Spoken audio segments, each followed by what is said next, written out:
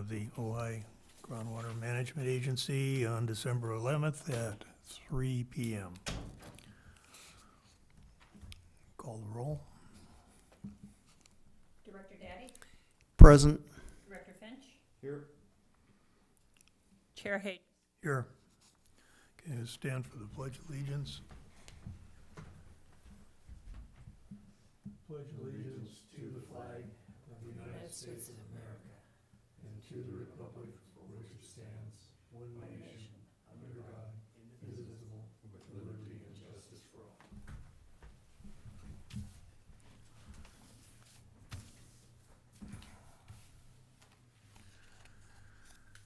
Okay. Director announcements. Bob, any announcements? Nothing to report. Jim? Nothing to report.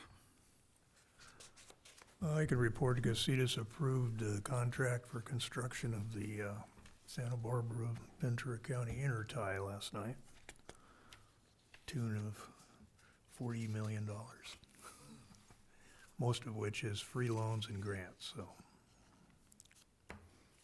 What is a free loan? I need to apply 30 for one of those. Recording in Yeah. progress. 0% for 30 years on $30 million. So that means that there are no monthly payments, because there's no interest, right? Or do you have to pay principal? No, we principal. do have to return the Pay the principal. principal probably monthly.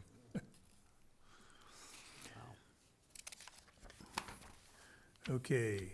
Well, Oh. congratulations, by the way. It's, you know, when you're one of the little isolated communities that has no connection to state water, yeah, pretty risky. That was a great move.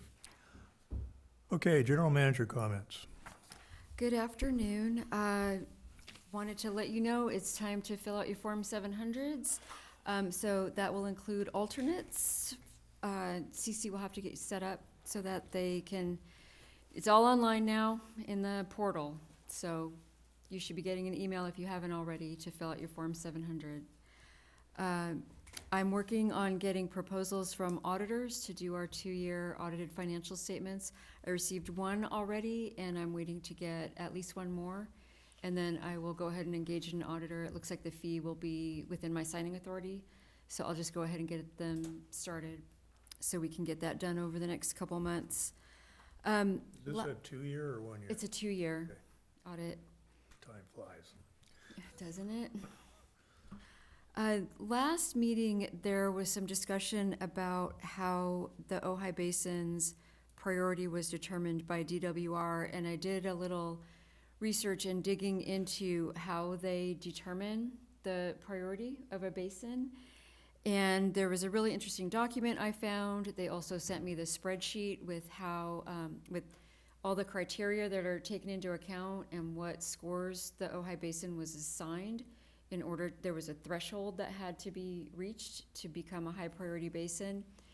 If you're interested, I can put a little PowerPoint together to show you how that went through. Just let me know and I can put something together for the next meeting.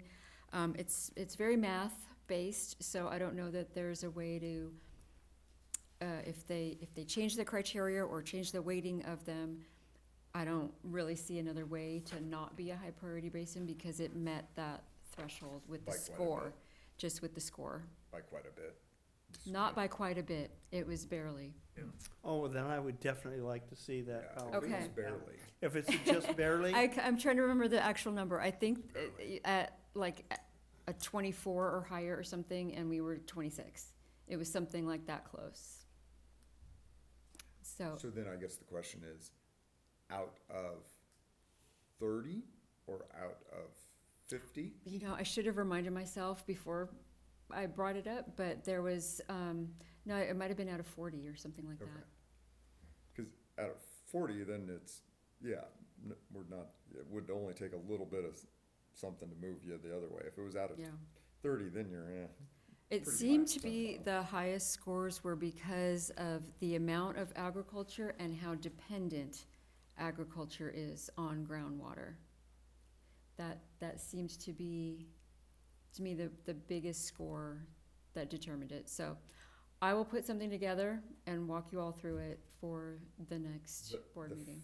The funny thing is, conversations I've just had with Richard here, determining us as a high priority to help ag might be the actual thing that ends up Harming ag. Killing ag. and killing it. It's ironic. Yeah. And the amount of acreage that was used, back then might be different acreage than there is now. So I will work on that for the next meeting.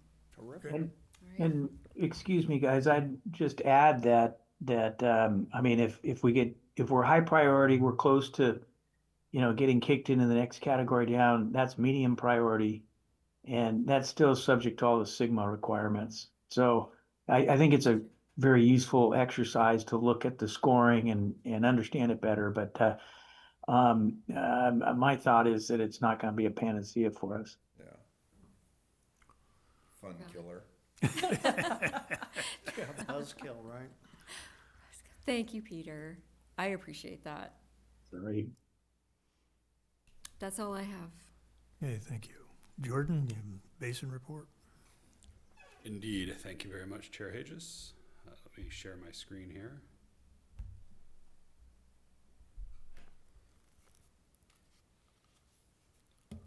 And start a slideshow from the beginning. Being our November to early December meeting and presentation, I, of course, was working on this during Thanksgiving. And as the house smelled of herbs and all of the cookings, we are well seasoned. The idea being that our wells are seasoned, some of them very old, some of them new, and the basin, of course, responding seasonably. This year, we've seen quite a bit more rain than we did last year in its entirety already. We're at 18.35 inches on Nordhoff Ridge compared to about 15 for the whole water year last year, 9.55 on the valley floor, and by comparison, we were at 9.21 last year. So we're already above what we received for the entirety of 2024 to 2025, and we're just in the beginning of this current water year. How we're seeing that expressed in the basin, here's the high frequency, high resolution hydrograph of the Elrod well since October of 2023. So you see the spikes of 2023 to 24, the relatively subdued spike of the hydrograph in 2024 to 5, and now we're at 25 to 26 and just starting to ramp up. So it looks like we've hit our nadir right at about November 5th of 2025. At that time, the depth to water was 142.37 feet, and you can see where that ranks with respect to many previous years. We're still well above nadirs for many, many years.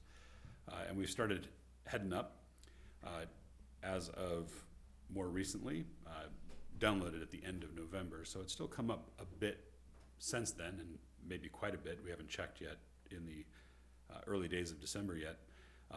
On November 26th, 2025, we had a depth to water of 137.23 feet, putting us at about 60,000 acre feet or 75% basin capacity.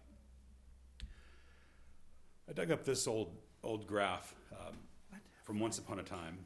Those of you who are familiar with Casitas and some of the files that Steve Wickstrom had will recognize this. He actually loaned me this among 4 or 5 binders of well data, and the way that this chart looks, it's from the late 70s, and I like the late 70s for a number of reasons, but I point to that drought of 77 as being why I'm a hydrogeologist, and my memories of those days. The way that the basin was thought of was very linearly here. Basically, you have an elevation above mean sea level on the y-axis and groundwater storage depletion in thousands of acre feet, 0 at the left and 50,000 acre feet on the far right.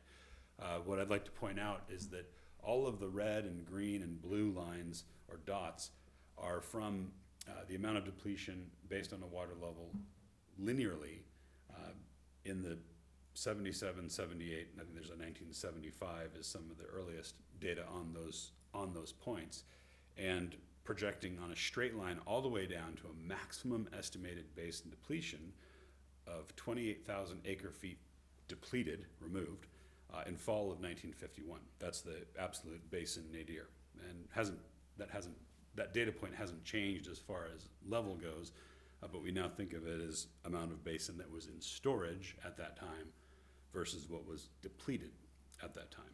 But this is a linear graph, a straight line, and these days we look at it a little bit differently because we understand the basin is not a cube or a rectangular and cross-section thing that would have a linear relationship, but rather more of an exponential or logarithmic one, wherein when water levels are very low in the bottom of a cone, the amount of storage to make water levels change is less. But that brings me to the 2012 versus 2025. And think about this from the perspective of, gosh, how much ag was there in 2012 versus 2025? There's a couple other things that jumped out at me as we have finished this race to the nadir of 2012 versus 2025. When we look at the peaks of spring 2012 versus 2025, they're very similar. And the red line represents how far the basin water levels dropped in 2012 versus 2025. Of course, 2012, we had 97 feet peak of depth to water in March. At that year, we had 11.35 inches of rain on the valley floor, 20.91 on the ridge. 2025, we had a 99-foot depth to water peak in April, so a little bit deeper, a little bit lower. Rainfall was a little bit lower as well, 9.21 inches of rain on the valley floor, 15.91 on the ridge. And 2012, 182 feet was our nadir on October 4th of that year. And in 2025, we had a 142-foot nadir just a month ago on November 5th. Now, it would appear that we've conserved quite a bit of water. We have 40 feet of delta. Is that really 4,500 acre feet as shown on the previous chart? No, it's not that much water, but we do know a couple other things. There were only 5,310 acre feet pumped in 2012, and the jury's still out on what will have pumped in 2025. Well, the jury maybe not, but the reports have yet to come in. Hopefully there's no jury involved in that decision. The key difference being, looking at the two previous years that preceded 2012 versus 2025, we had two of the wettest years in 2023 and 2024 preceding 2025. So there was a tremendous amount of water in bedrock storage in the mountains above in the recharge areas. And so there's likely quite a bit of mountain front recharge, spring flow, and creek flow that was still entering the basin despite a lack of rainfall in 2025. We didn't have that luxury in 2012. We had 2011, which was pretty wet, but 2012 was relatively drier, almost half of average. So it's that preceding year of moisture that's so critical to recharging this basin and this watershed in particular. So we can't just take a snapshot of where you are and make managerial decisions. Having preceding years, antecedent moisture, and that understanding is critically important. All right, December 2012. This is a fun little aerial photograph that we picked up off of County View. And as a geologist, you're taught to estimate the amount of percentage of gravels or sands in a hand sample. And sometimes we can eyeball it to come up with what might be the same thing in an aerial photograph. Fast forward to summer 2024. All right, see any difference if you look at these closely? I'm gonna flip back and forth a little bit here. So 2024 is on your screen here today. 2012. 2024,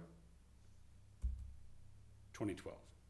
Now, in addition to the Casitas meter readings, the OBGMA meter readings, and this kind of exercise, one can estimate the amount of irrigated agriculture that was fallow or not irrigated in summer 2024 versus 2012. A couple of the big ones that come up, the Topa Topa Ranch really shows up on the east end there as something that's looking a lot browner in 2024 versus 2012.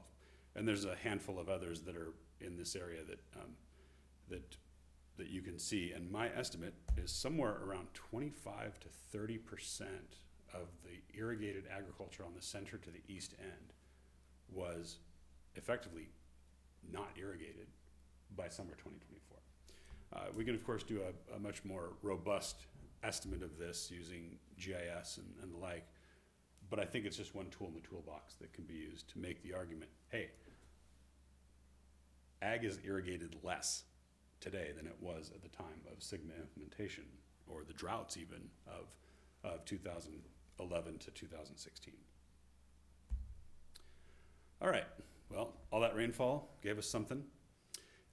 If we look at our budget, it says October 29th here, but this is actually just yesterday's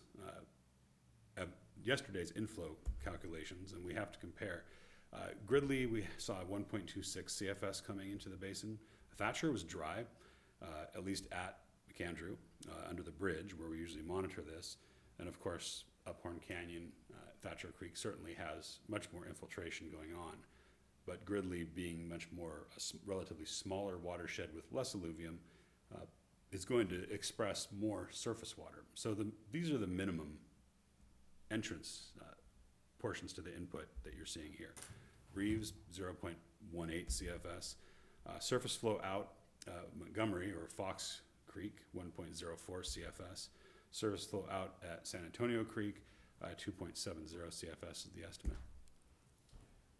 0.30 CFS on Senior Canyon at Ladera Bridge, and again, much more alluvium that has already accepted some of that flow. McNell and Stewart were both dry. Total inflow, 1.74 CFS. Surface water outflow, 3.74 CFS. So the delta either coming from the perch system, mostly, and quite a bit more inflow to the basin itself in those upper reaches. What does that look like graphically? Some of the photographs, we're back to seeing flow here. Over the previous months preceding the November 14th, 15th, 16th precipitation events, storms, we'd had these, we're looking all pretty dry. So as we go through these, Thatcher Creek was still dry, but you'll notice how dark it is with the shadows this time of year. Underneath Ladera Road Bridge at Senior Canyon, and the dry road crossing, which is dry despite water flowing underneath in the culvert there between the confluence at Gridley and where San Antonio Creek proper begins. The outflow at Montgomery or Fox Creek underneath Creek Road, and where we measure the outflow of the basin point over some thickness of alluvium, but the best we've got as far as a basin outflow point today. Should the creek jump southerly here, then we'll probably see some of the bedrock underneath the point where we measure this. At Old Creek Road, down at just above the confluence with the Ventura River, we measured a 26 November 3.30 CFS, compared that to a 4.10 CFS measurement at the county gauge remotely with the radar station. All right, what do we got looking forward? December, January to February, looking like slightly above, I think 33 to 40% leaning for warmer than normal. Certainly feels like it today and has for the past few. And as far as precipitation, also a little bit below normal, leaning below 33 to 40% or so. We'll see what we get, but that's what NOAA is predicting for the moment. Incidentally, they did predict a bit wetter than this for the previous month, for the earlier December. So we certainly had some of that prediction coming true. All right, any questions? Any questions? Why do you think we had such a shallow increase in the basin, 5 feet? Well, I'm, sure. well, that water when it came down, I mean, Yeah. this was a dump, and I thought we would have had dozens of feet of. And we may yet. What we tend to see, now remember, that is about 2 weeks after, that data point that I shared is about 2 weeks after the precipitation. So we typically see about a month lag time from storms of that magnitude and the full rise in the basin.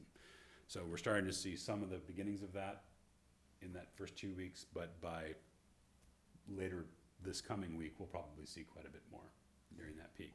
The other thing is that we are just measuring that. That's all remote measurement with the automated loggers. So we'll take some other measurements.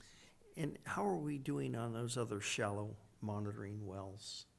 Like So- the one down at Creek and how are we doing with those? Okay, so we have a number of monitoring wells that we monitor, several that are, were installed by Ojai Valley Sanitary District. We have the depth discrete monitoring wells at South Right. Fulton Street and Sasgrip.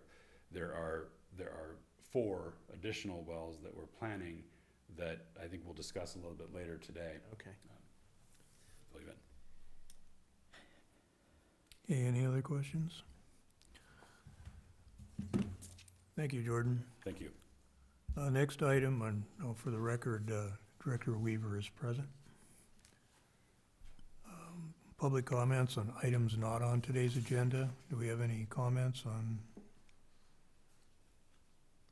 Hearing none. Consent agenda. Financial report for October, November, and minutes of October 30th meeting. Move approval. Second. And call the roll.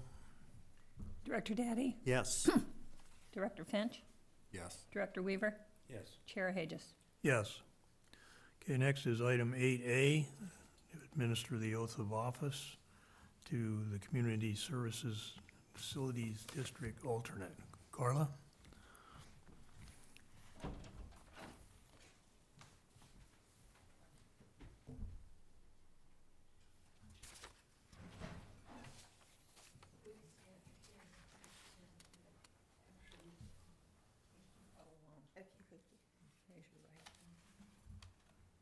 I, Carla Ferrante Dirafano, do solemnly affirm that I will support and defend the Constitution of the United States and the Constitution of the State of California against all enemies, foreign and domestic, that I will bear true faith and allegiance to the Constitution of the United States and the Constitution of the State of California, that I take this obligation freely without any mental reservation or purpose of evasion, and that I will well and faithfully discharge the duties upon which I am about to enter. I so swear.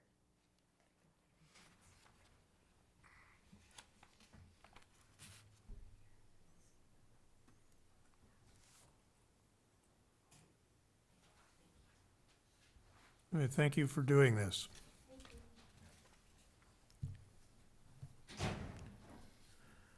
Okay, next item, well verification for 1123 Mercer Avenue. Julia? We received a well application for Margaret Vanderfin at 1123 Mercer Avenue. DUDEC did their analysis of the proposed extraction and the location of the well, 10 acre feet per year from this well. I'm trying to remember the acreage, it's in here. It looks like 10.44. Well, that's the existing. Oh, of the acres of crops, yeah, and then 10 acre feet per year of extraction. Yeah, I don't quite get their math, but So there's existing citrus plus, I think, additional. So as shown by DUDEC's evaluation, the resolution is there. We go through this process to make sure that we're not inconsistent with Sigma, and that won't decrease the likelihood of achieving sustainability goals for the basin. So Resolution 2025-05, authorizing the well verification is attached and recommended for approval. Julia, in the past, I don't recall a well of this size or asking for this amount of gross water. I think this is the order that we've seen. They've been in double digits. Okay, because I've been accustomed to 2 and maybe a 5, but this is an acre foot of water per acre. What type of, what kind of crop did I It miss? says citrus, and they could go it up to 3 acre-feet per acre. Wow. Not much. Yeah, it's lower than I would expect for that size property. Is this the one where the blood oranges were? No, No? that's right at the bottom of the page. Can I ask a question? I'm just curious, on this page, picture, the map, I should say, the red boundary is zone designation? No, that's not, because OBGMA covers all of this. Yeah, I'm not sure I what don't know. those boundaries are meant. Okay, It says zone designation. It looks like this was from, I don't know what, anyway, okay, it's county GIS or what? yeah, but okay. They had a layer on that that's probably not- wasn't Wasn't necessary. appropriate, okay, Yeah. thank you.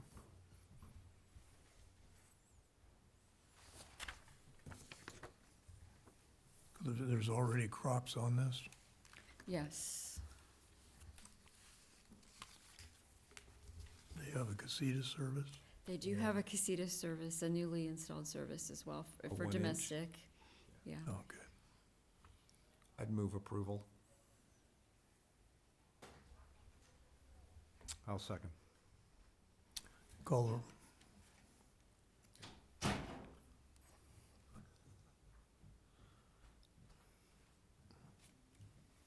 There's a motion and a second, so we need to vote. Sorry. I moved. And I second. Director Daddy, Yes. Director Finch, Yes. Director Weaver, Yes. Chair Hages. yes. I just had, how are they irrigating it now? I don't know if you've been to that site, Jordan. It looked like there was, There's what a, it said on there. if I'm gonna speak to this, I'll put on my consultant hat and take off my A hat. Yep. There's, looks like there's drip irrigation existing and fan jet. But what's the source? Casitas, probably, the way it reads. No, so I believe, her sister next door has a well as well, and so Oh. now she's getting her own. It's probably Oh. Pat Mercer, Okay. Yes. Norris, excuse me. And Casitas water too. And casitas. Okay. Okay. So there may not be any large net increase, Right. right? The next item is item C, well verification for 1218 Yes. Foothill Drive. This application is for a well that would be drilled into bedrock, so it did not go through the same process as the previous one, because that process applies to wells within the DWR-defined basin. So this one was a little more streamlined. Jordan did prepare a report on behalf of the owner. And they would not be subject to the groundwater sustainability plan fee, because it would be in bedrock. And this one is proposed 8 acre-feet per year.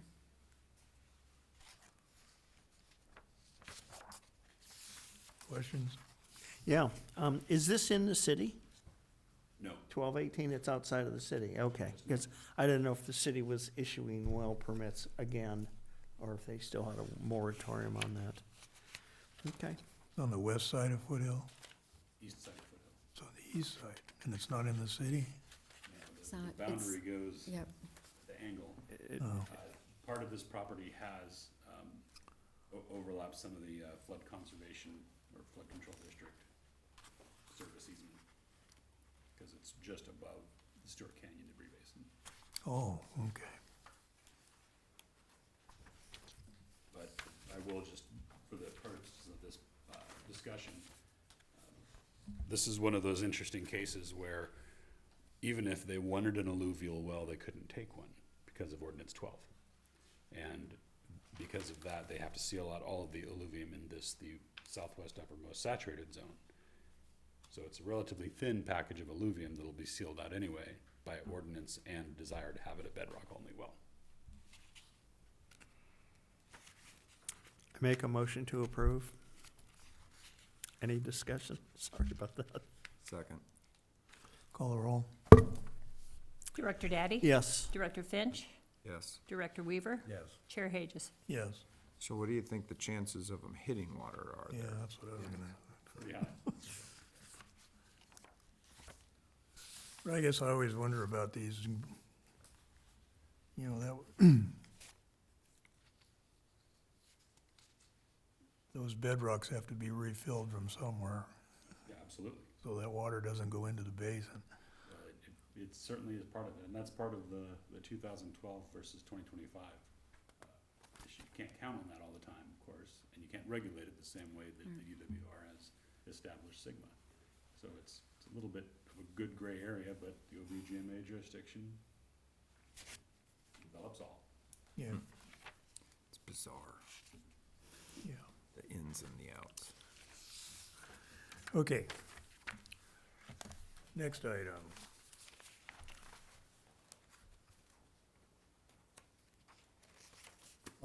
Authorize the general manager to execute a cost-sharing agreement for the small groundwater sustainability agencies. Julia?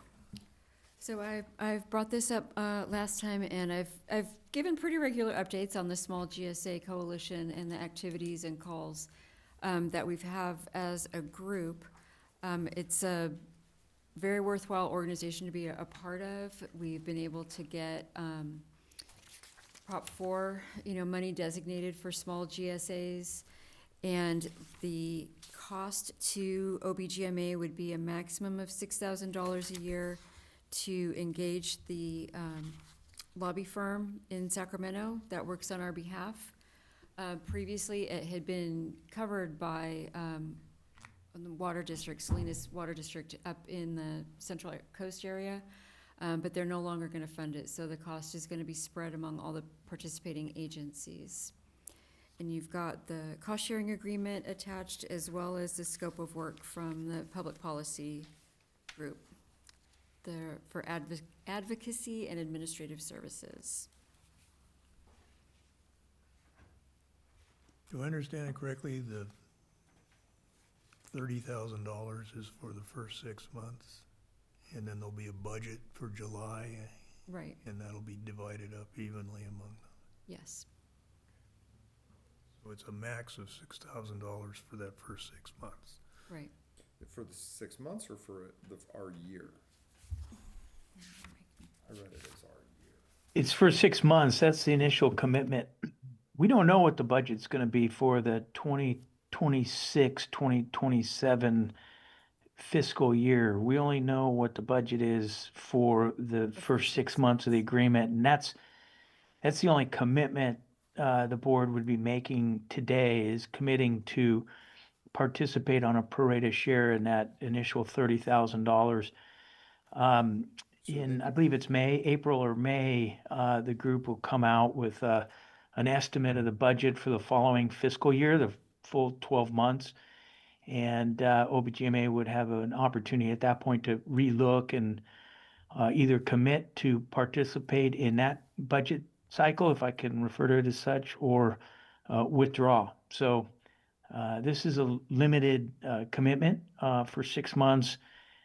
I think it depends on how many folks, how many GSAs actually sign up, right? The more that sign up, the cost comes down, but at least a minimum of 5 need to sign up to make the agreement go into effect. And if 5 signed up, then it would be $6,000 expense to OBGMA for this 6-month period. Well, if five don't sign up, it doesn't. And it kind of falls apart. Right, Yeah. but as long as 5, then we get the 6 holes, and every other one that adds on, it divides differently. Correct. Divides down, yeah. And we can relook at it every year when we Okay, see so a budget. educated guess. You think 10 sign? That's at least how many participate in all the calls, yeah, and they're trying to get, everyone's got a different schedule for their board Boards. meetings and all of that. The goal was to get everybody to commit by the end of the year, so there's a lot of activity happening. I believe one I'm aware of, East Bay Mud, had to drop out, but all the rest sounded like they were gonna go forward. East Bay Mud was in it? I know, one of the large, the basins that they manage are very small, subsets Oh, okay. of East Bay Mud. And some of the smaller ones don't have the money or the budget to Yeah. participate. They get the benefits, but Is there any legislation that's been drafted to create this small, no, we went around with that. It's not a legislative body, in and of itself with a board or anything like that. It's more just a working group. but will it require separate legislation to have different rules for the small group than is?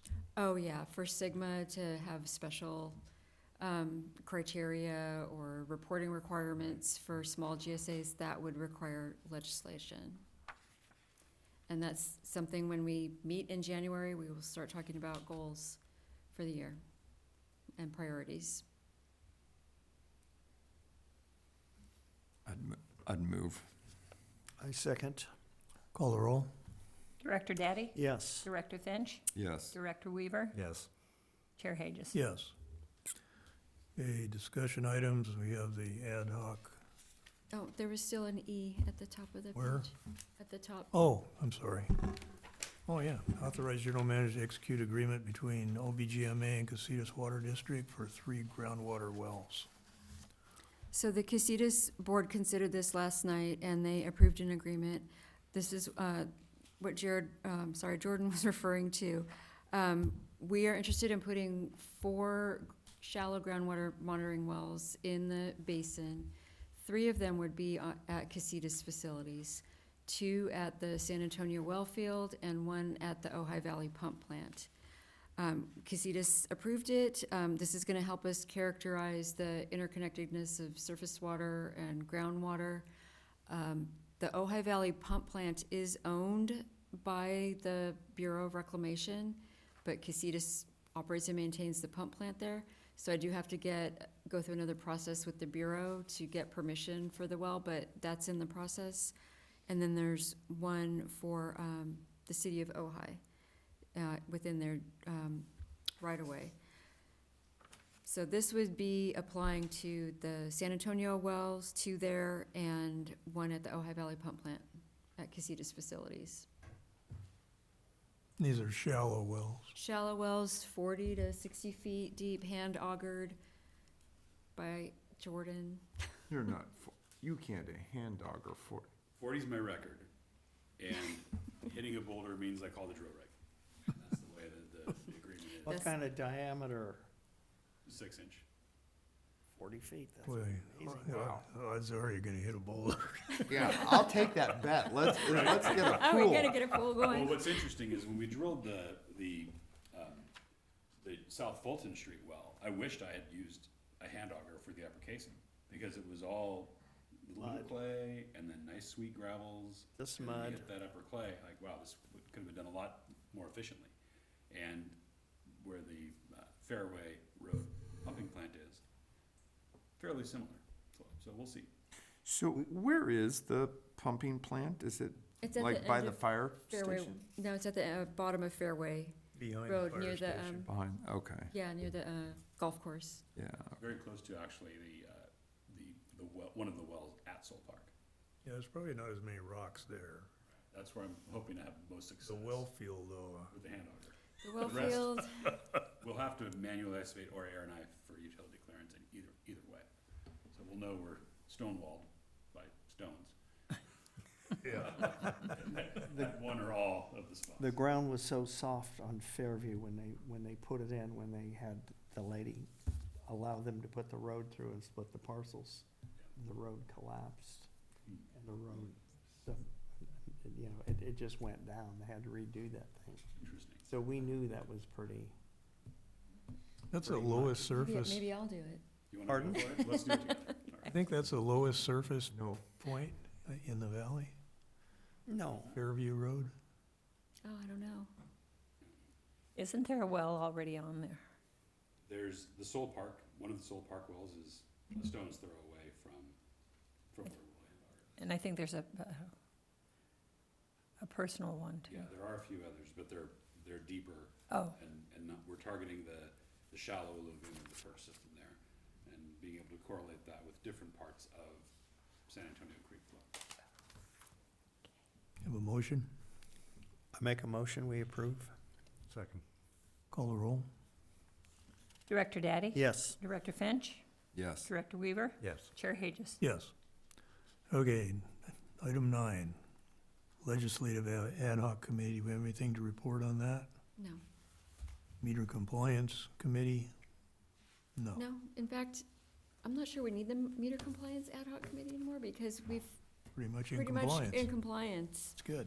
So if that's okay, We did a good job. Might as well just I mean, leave it. we can leave it. Yeah. Yeah. Can be inactive. How many are out of compliance at this time? Do we have a number? Less Uh, than 5? Less than 5. Good. Great, excellent, Yeah, very good. excellent job. Committee did an excellent job. It's all Excellent. because of the That's committee. General manager. That was better than like 75 or half of them, right, now we're down. Okay, is there anything else? If not, we're adjourned at 3:44. You guys all have a great holiday. all right. And, I'll see you all, look forward to seeing you all in the new year. Yeah, All right. Thank you, Peter. next year. Not Thank you. tying a record, but that was Bye-bye. Bye. I got it too.